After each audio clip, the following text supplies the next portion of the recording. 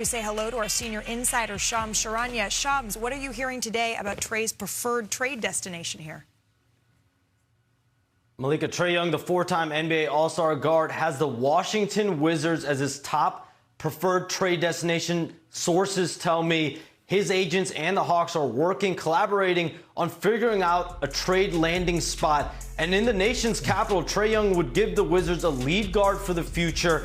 They've got young players. Clearly, they've been rebuilding, but they've got young players that he could build with. And there are relationships that Trae Young has throughout the Wizards organization, specifically with their executive, Travis Schlenk, who drafted Young number 5 overall in the 2018 NBA draft. And so the Hawks now have 3 different paths. One being trading Trae Young by the trade deadline next month. The second path is seeing Trae Young, whether he opts in or opts out of that $49 million player option for next season. If he opts in, he's an expiring contract. If he opts out, that gives the Hawks about $40 million in cap space. So there is traction on a deal. A few days ago, it was agents and players and teams talking, but now there is traction in these trade conversations and his eventual exit out of Atlanta. All right, so there is not only traction, but there is a top choice where Trae Young wants to go, and that is the Washington Wizards. Shams, thank you. Please do not go too far. We'll check back in with you as this continues to develop. Perk, Chene, Danny Green here. I don't know if I've ever said on this show, at least in the last 5 years, that Washington Wizards are a top trade destination. But here we are, Perk. Hey, look. Back the Brinks truck up. That's what this is about, right? Yes, you go into a franchise that's going to hand you over the keys, and they've been searching for a quote-unquote star for a minute now. But this is an opportunity for both parties in trade to get max dollars because the Wizards don't have no choice. But I also like the pieces that they have. When we talk about Trae Young, he's a guy that can go out there and get you 25 or 30, but he also is a guy that's going to give you 10 assists and make guys around him better. Yeah, I mean, I don't disagree. He also had Brooklyn on his trade destination in Minnesota, so that's a place that he would want to win. But I'm also thinking he wants to be a place where it's still his team. You know, he wants to win. He wants to obviously get the Brinks truck to back up. But he wants to he's still young enough, still in his prime. He still thinks he can run an organization and be a part of take an organization to the next level. Yeah, I also think, like, new year, you get an opportunity to reset, and this is a perfect reset place because he's 27 years old. He's still young enough to be able to have an impact. And let me just tell you, the only way is up. The only way for the Wizards is up. For Washington. And also, you think about it, like, his skill set to make other people better, he will have the ball in his hands. He will be able to score. Like, this is a perfect opportunity for him to maybe try to do something a little bit better and take his experience in Atlanta. And by the way, like, I like it when it's geographically easy. You know what I mean? Like, going from Atlanta to D.C., it's like, you know, it's not that hard. Well, in order to make this money work, you would have to think that Washington will have to move on from C.J. McCollum. And we did hear Shams say that this is starting to feel a little bit more imminent. C.J. McCollum has played every single game this year. He is listed as out tonight. Could that be a precursor for this to come even in the next couple of hours? I've been in those shoes before. We shall see. How about some shoes that Danny Green's been in before, and that is the Los Angeles Lakers. Let's get to them. They were in action last night. The dynamic duo of Luka and LeBron James here, Chene. Nasty. Come on. What a move. Not fair. With the screen. And then right here, Luka once again, what a find to LeBron James. LeBron drinking from the fountain of youth in this game, Perk. Oh, my God. Elbows above the rim. But I'm loving the little boosie fade he got. This right here is the that's so waving. You're crazy with the boosie fade. You're crazy. That's an unbelievable pass right there. Even Luka says, you know, this right here was the IQ. Well, this is how you With the windmill? Nah, that's a little ceiling fan. He just needed like 20 That's a little ceiling fan. Not the big deal. It's been like 30, but that's okay. All right, where do we go? This one was a little close for comfort down the stretch. That shot was coming. LeBron, he's been adding that deep 3 to his bag over the last couple of years. Back. Gets that one to go. And then here, Marcus Smart. I'm sure that was exactly what he meant to happen. Like how they drew it up. Right. The circus shot there by Luka Doncic. And then a minute later here, 4-point game. Too small. LeBron James gets it inside. The Lakers starting to pull away here, trying to put the finishing touches here on the New Orleans Pelicans. Shot of the night. Shot of the night. I mean, that's what Luka do. He's leading the league in scoring. Made sure to remind the fan who had said just before the shot that he was trash. He said, what did you say? And I don't think he had anything to say after that. How you like them apples? Los Angeles gets the win. Let's take a listen to how it sounded after the game. We don't need to bend this game. Luka is 27? 20. It's our 27-year-old franchise with his ball. We don't need to bend this game. It's up to us to bend our game around him and figure it out. He's been absolutely amazing. Just helping me out, helping others out. Being super efficient on the field goals. But at the end of the day, it's LeBron. He can do anything. So just really appreciate him. Like I said, when we out there, I think we're playing better with each other game by game, and this is just going to be improving more. Oh, how sweet. There's some high praise from LeBron and Luka and vice versa, but they really kicked it into high drive here. Fourth quarter, they combined to score 18 of the Lakers' 32 points. By the way, that is more than the entire Pelicans team scored in the final frame of the game. So the Lakers' dynamic duo, they need a treatment from our dynamic duo. Chanae, what you seeing here? Let's go. It's been a minute since we've gone shot for shot. Big bro, little sis. You know what I'm saying? We'll get you in next time, Danny. Now, you know what's interesting? The Lakers offensively are great because they have options between LeBron, Luka, and Austin Reeves. They have the potential to be the first trio in NBA history to average 25 and 5, which means when someone takes a backseat, they're good. They can do well all by themselves, those two. But let's really analyze on this play right here why LeBron and Luka work so well. One, LeBron is not running from the smoke here. He's got Zion. It's physical. He's 41 years old. He said, hey, no problem here. He plays through it. This is the pick and roll. He was 7 for 11 in the paint. Most importantly, he sees this. No double is coming, no triple team. He sees the paint wide open. He had 14 paint points. He spins around and says, hey, y'all, you're too small. This is patented LeBron James. When he gets to the rim and also knocks down those signature step-back threes, he's feeling good about himself. But if you think about in this time span, the last 5 games, LeBron and Luka, they've been doing well. They've been averaging combined 58 points and over, 15 assists. The numbers are staggering. I know the trio can make history, but right now this duo is doing the dang thing. They are, and those assists have to come to a big man because we all know that Braun and Luka, they thrive best when they have a live threat and a big that's willing to be a star in his role, and that's what DeAndre Ayton did. He asked for more touches. Damn it, he got it. And this is a perfect example of playing with LeBron James. Just sprint the floor, run with force, and snatch the screws out the rim. No floaters, no push shots. Here's another example. Great screen with him and Luka in the high pick and roll. He rolls to the basket. Look at that over the top, down the lane, finishing with authority. DeAndre Ayton, you will get the ball long as Luka and LeBron continue to trust you and you finish at the basket like that. Also, Perk, you saying that Ayton has switched from going like this to stomping down the floor? So many notes on that full screen, Perk. I thought those were just your notes that our producers put up I wasn't about to read all that. That was going to take the entire show. That was a business decision. Perk. Let's talk about this, though. That's the good for the Los Angeles Lakers. They're the 3rd seed in the Western Conference right now. However, they're 7-8 against teams that are 500 here. So how are we supposed to look at this Lakers squad here, Danny? I give them a little grace because it's early. Oh, come on, Danny. But Perk, we both know, February, March, April, you're not battle tested unless you're winning games against those better teams. Below 500, you're supposed to win these games. So It's a good win. You have bodies out. You have Gabe Vincent out. You have Narui's been in and out of the lineup. Austin Reeves, of course, a big piece. So be able to win these games is definitely important.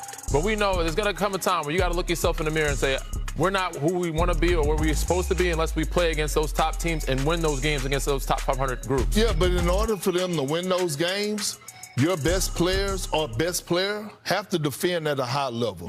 And I'm not asking Luka to be Jaylen Brown or Derek White because physically he's not gifted enough. But I'm asking him to give forth the effort. When your best player is giving forth the effort defensively, everybody else is going to follow. And I think that's the area, or I know that's the area that they need to clean up. The best players in the game, what number have they rocked typically? What number? 23? 23. Right? That's where the Lakers are defensively. That has to go up. Okay. True. Well, we don't know if the best players are going to be on the floor yet for the Los Angeles Lakers tonight. They're on the second night of a back-to-back, but so are their opponent, the San Antonio Spurs. To know where you're going, you need to know where you came from. And San Antonio came from getting Victor back against Memphis. Here's how this one went. Let's pick it up in the 3rd quarter. After Victor says that summer action paid off. Perk, you can do that, right? He would pull his whole bag. Just like Perk could do this. Wemby making an impact here off of the bench. With the final seconds of the 3rd quarter here, Cam Spencer drives to the basket, kicks it to Jaren Jackson Jr. Okay, Cam was great. JJJ, 21 points in this one. All right, under 5 left in the 4th. Wemby, power firing his way like inside. A shake to the left. Keeping his team in it here. But again, notice now the time and the score. Wemby keeping his team in it. But guess what? He's hit his minutes restriction, so to the bench he goes. But that's why you're supposed to get Captain Clutch, right, Shanae? Yeah, absolutely. This is a game where I was like, okay, the Spurs are going to pull away. They're finding their way. But then again, I said, that man right there had himself a night. Spencer brothers having a year. They certainly are. But then 40 seconds here. Once again, the Memphis Grizzlies take a lead in this one. So 10 seconds left here. The San Antonio Spurs down 1. Fox is who you want the ball in his hands. There was time. Gets blocked on the jumper by Santi Aldama. Some clutch defense by Aldama there. The Grizzlies win 106-105 in this one. Here's Victor Wembanyama. We're not at our level, you know. I think it's the maturity level. You know, there's some things we need to figure out. So the good thing is we can match up with anybody and look everybody in the eyes. But the bad thing is we look everybody in the eyes, and sometimes we should just put people away. So Victor said the good news here is that we can match up with anybody. But then he said we can look everybody in the eye. The bad thing is we look everybody in the eye. So he's writing Shay's Instagram captions. but really what he's saying here is that we're playing down to our competition, Perk, in a very poetic way. They are, but I'm not panicking. The reason being, I'm tired of getting, you know, these appetizers of the San Antonio Spurs. I'm tired of the devil eggs. I'm tired of the calamari. You know what I'm saying? I want some cream spinach, some filet mignon. I want the full entree, meaning I want the full size. Right, I don't want to see the Spurs with Wemby on minute restrictions. Right, I want to see what they look like in a full size of 10 to 15 games where Wemby is able to play 30+ minutes and they all clicking on all cylinders. That's when I'm gonna know. It's hard for a team to be able to gel, but he's right. Don't play down to the level of your competition. This team checks all the boxes when it comes down to having a complete roster. Yeah, I'm with you, but there's no excuses. They have the depth, they have the pieces. Castle's got to play better, Fox got to play better. They have guys like Vassell and Keldon Johnson. They have the depth.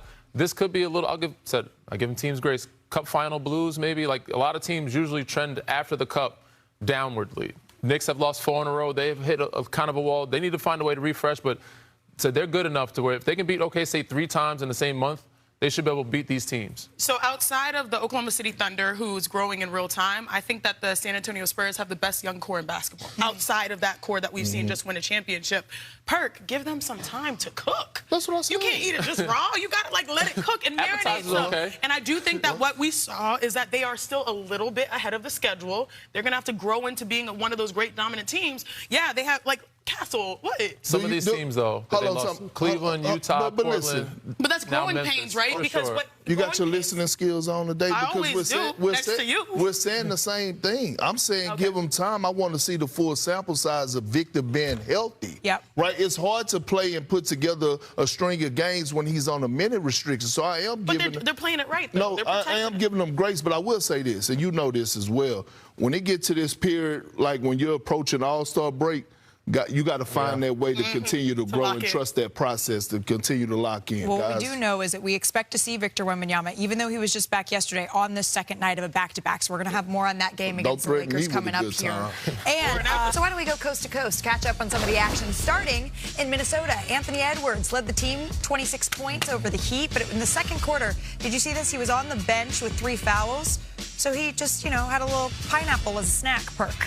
I don't have a problem with this. What I do have a problem with, although the Minnesota Timberwolves on a 3-game winning streak, I expect better from them as far as being consistent. Consistent on their identity, that's on the defensive side of things, but you always going to have faith in the Minnesota because you got Ant leading the way. There's the pineapple. All right, next up, Darius Garland, Evan Mobley, Jared Allen, and Sam Merrill combined for 87 points as the Cavs handed the Pacers their 13th straight loss. Womp womp. Danny, should we put the Believe back in Believeland? No, not just yet. I'm kind of disappointed this season. I expect them to be at the top with New York. Now they got Detroit up there. They're with 5 or 6 in the East right now. It's time for them to make a move. They've done this big small guard situation. And it's time to move on from it, honestly. But this is a game they're supposed to win. They got to continue to. They're trending in a better direction, but they're just not there right now for me. Well, we're going to put a pin in that with us moving towards the trade deadline. I want to see what move you think they need to make. But let's stick in the East for now. Down 26 points in the third. The Magic, they pulled all their starters on the way to losing to the Wizards. Orlando hasn't won consecutive games since the start of December. Chiney, concerning?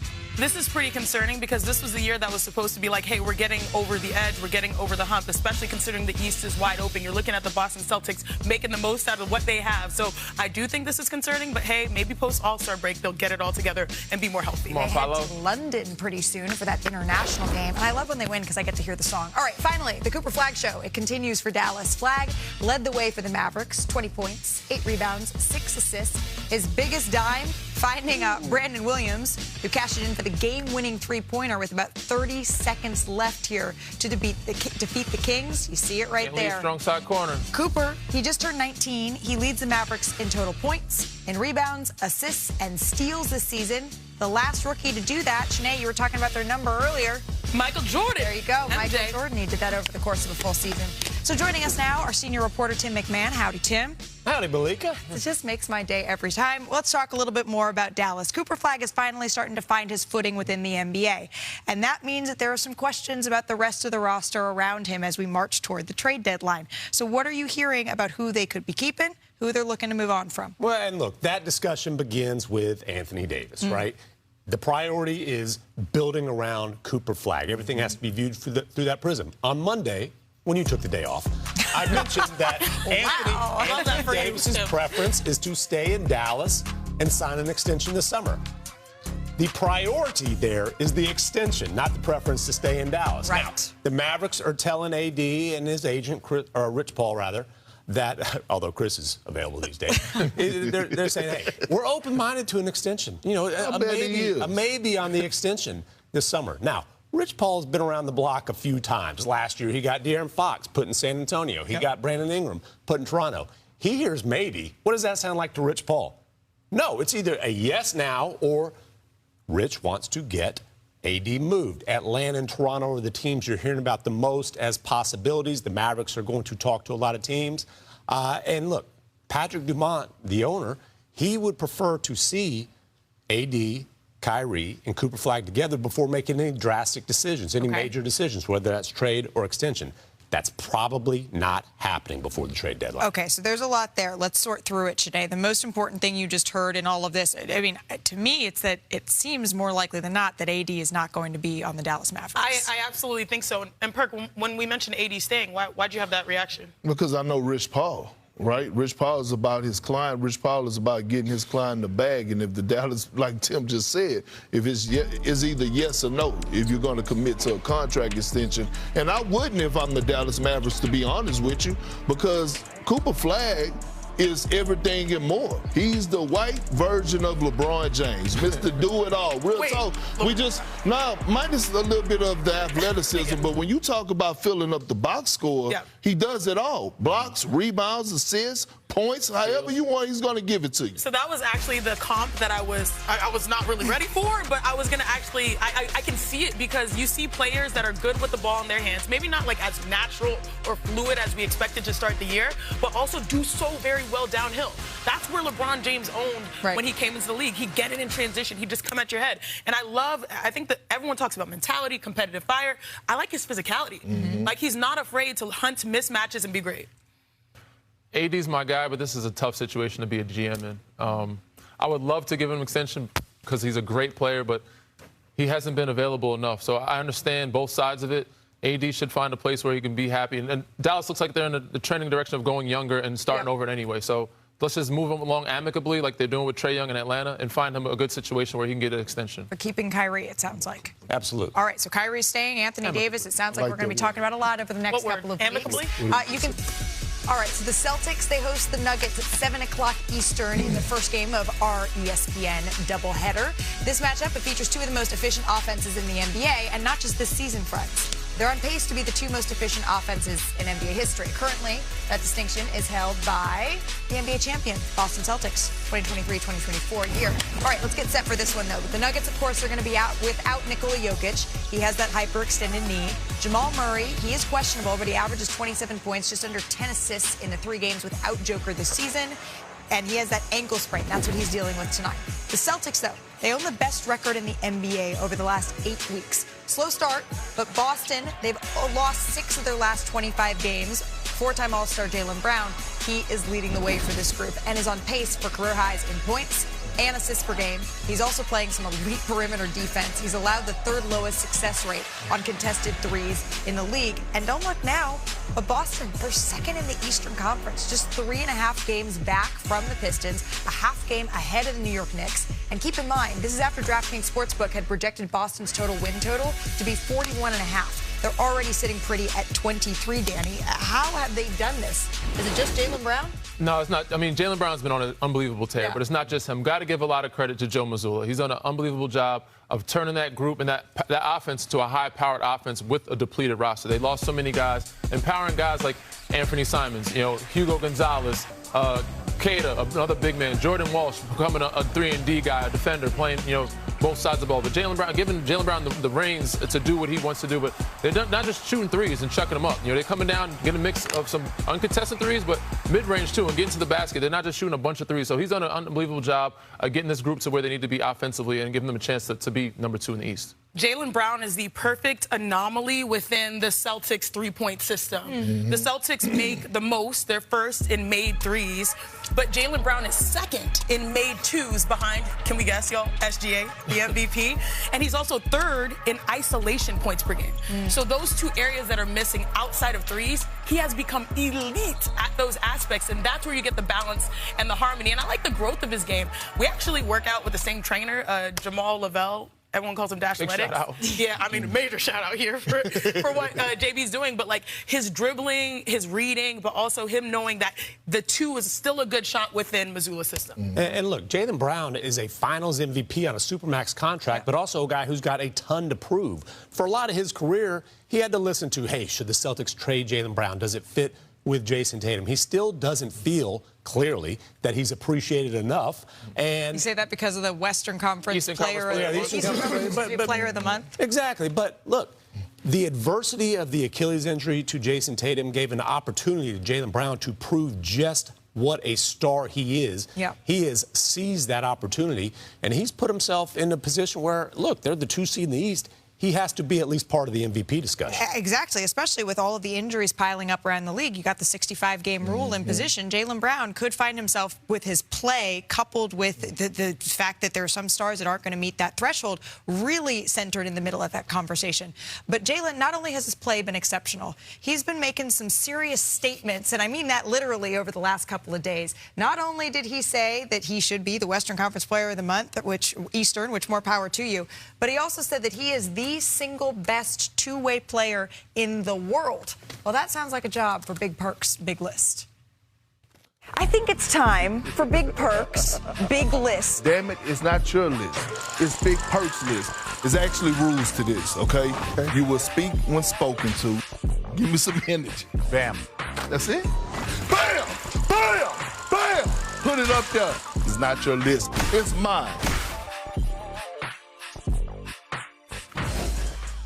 Oh, it's on me. I got caught looking at myself. Damn, I look good. You know what else look good? The NBA, because it's full of elite 2-way players. Now, I don't have to go over the rules because everybody has been part of this segment. That's why you back, even Danny, your bow-legged ass. But look, it's time. Big Perk's big list of 2-way players in the NBA right now, today. Today, coming in at number 5, Danny, walk your ass up there and give me some energy, boy. Bam! Put it up There there. you go. Okay. Cade Cunningham. Cade. Because he's giving you about 27 points a night, 9 assists. Offensively, we know he's a walking bucket. On the defensive side of things, he ranks up there for his opponent field goal percentage, so he's not getting scored on. Also, the Pistons are 2nd in the league in defensive efficiency, so he's doing his thing as the leader. Sinead, stride up here, girl. And give me number 4. Because we got action right here. You know what I'm saying? Put it up there. Okay. Scotty Barnes. Scotty too high. My Toronto Raptors. The boy's doing his thing. He's averaging almost 20 points. We know he's a monster on the glass, but he's the only player in the NBA that has 50 blocks and 50 steals. Ooh. So he's getting it done at a high level. That's why the Raptors are right now a playoff team in the Eastern Conference, because Scotty and Brandon Ingram been holding it down. Tim, let me see you. Okay. What you got for me? Judge Tim. Bam! Yeah. All the swag here. Giannis Antetokounmpo. We can never leave Giannis out of the conversation. Yeah, he's giving you 30, 10, and 5, but the way that he's able, his force that he plays with, being able to switch 1 through 5, being able to be one of the elite rim protectors in the game, he's always going to make this list. He's one of the greatest two-way players to ever play the game of basketball. Yeah. Malika, where you at, girl? I would try to do the Wemby, but I'm wearing a skirt, so bam! Just don't hurt your knee.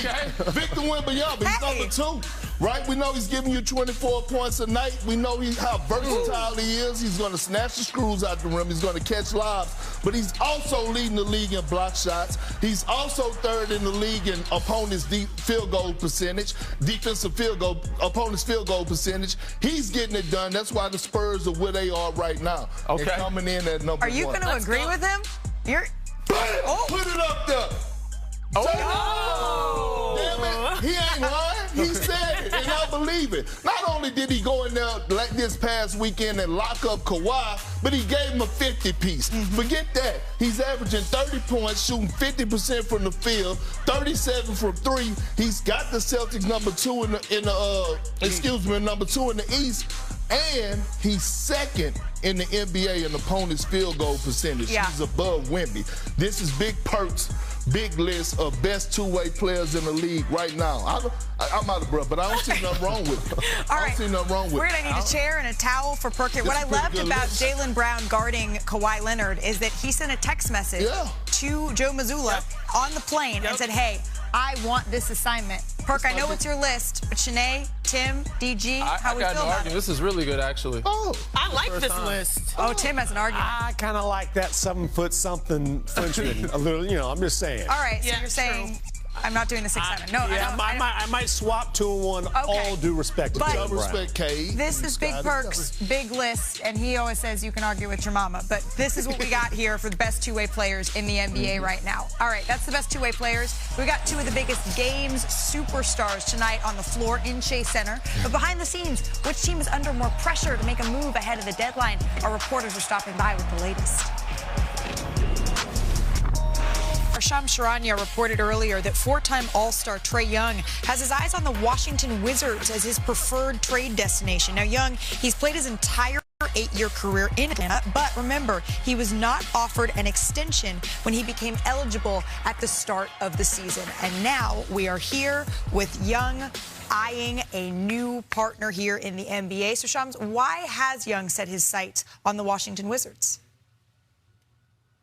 Look, with the Wizards, Trae Young in the nation's capital would become their lead guard of the future. And the Wizards are a franchise that's been in the middle of a rebuild, but their top officials, Michael Winger and Will Dawkins, have looked for an anchor for their young talent. They've got some rising young talented players, and Trae Young himself also has relationships in that organization, specifically with the executive Travis Schlenk that drafted him number 5 overall in 2018, but also Will Dawkins, who's the GM of the Wizards. He was a member of the Oklahoma City Thunder for a long period of time while Trae Young was a star at Oklahoma, as well as David Vanderpool, who served as an assistant with the Thunder as well. But all of these conversations are taking place because Trae Young and the Hawks simply both understand that his fit there is just not long-term moving forward. They had a chance, the Hawks did, to reach an extension in the offseason. They declined to offer Trae Young an extension,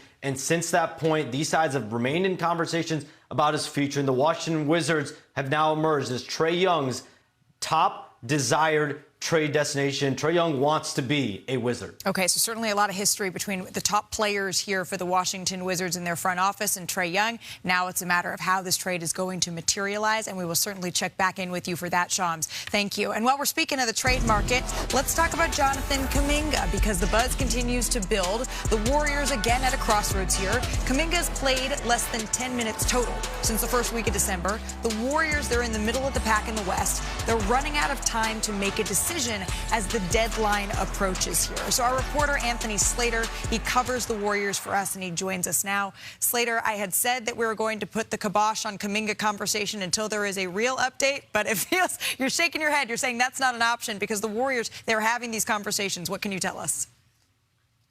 We're going to be talking about this until like 2035 or something at this point. But Malika, rival executives are seeing what we're all seeing, which is a 23-year-old young wing buried on the bench as the deadline approaches in a win-now time for the Warriors.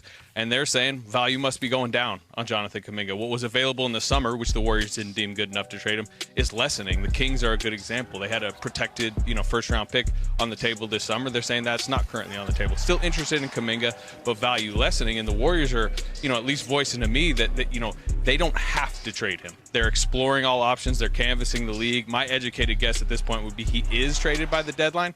But if he's not, it's because, the value keeps dwindling. I think there would be many upset figures in this whole situation if he's still here. But they have him under contract for next season. They have a team option. They could trade him in the summer, but the desire still is to do it before the deadline. Okay, Slater. Well, your educated guess is good enough for me because you are one of the most in-the-know people there is on the Golden State Warriors. Since we're talking about this until 2035, I will see you again in 2031. Thank you so much for the update here as we bring it back inside studio. The Warriors, they say that they may not trade Jonathan Kuminga. Are we all good if we just put that over here for right now? Yeah. Yes. All right, we're putting that over here for now. The Warriors have a big game tonight. They face the Milwaukee Bucks. They need to get right here. Both of these teams, they need to make a move. Is there one that you think needs to make it more urgently, Shanae? Oh, man, this is really hard. It's like split decision for me, but I'm going to say the Golden State Warriors just because the urgency is on. We already know what the Milwaukee Bucks situation is, but for Golden State, they came in, and I'm one of those people that never really thought that the championship expectations were there, but more so to be more competitive in the West. Right. The league is getting younger as they are getting older. They are the second oldest team by usage in basketball, and so if you're going to try to salvage what you can of Steph Curry, you need to be able to infuse some type of energy around him. And I feel like they have more hope at doing this now, which means there's more pressure on them. Is there any... I'm still trying to figure out what has gone so wrong in these first 35, 37, wherever at games for the Golden State Warriors. There was so much excitement the way they ended the season last year. Is it just the 5-month offseason aged players that much? No, everyone has failed Steph in this organization. We're talking about an all-time great. You said failed Steph. Yes, and I'm talking about Steve Kerr, Draymond Green, Jimmy Butler. Like, they can't get right. This man is averaging 28 points on 47% shooting right now, damn near 40% from the three, and y'all can't get right.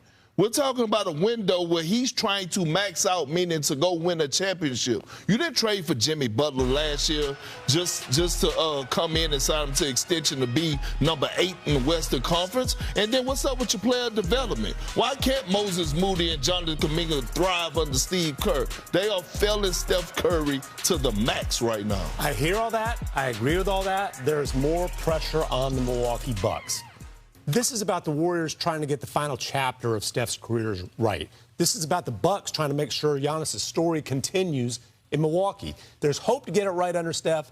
There's heat on the Bucks because Giannis over and over and over again has made sure that the franchise feels that pressure. And it's not necessarily move me now, but it's at a certain point he's going to reach that threshold if they aren't able to upgrade and make him feel like he has a legitimate chance to continue contending with the Bucks. I'm with Tim here. I think, Golden State is probably one and a half pieces away from being like a serious team. Milwaukee, they're a couple pieces away.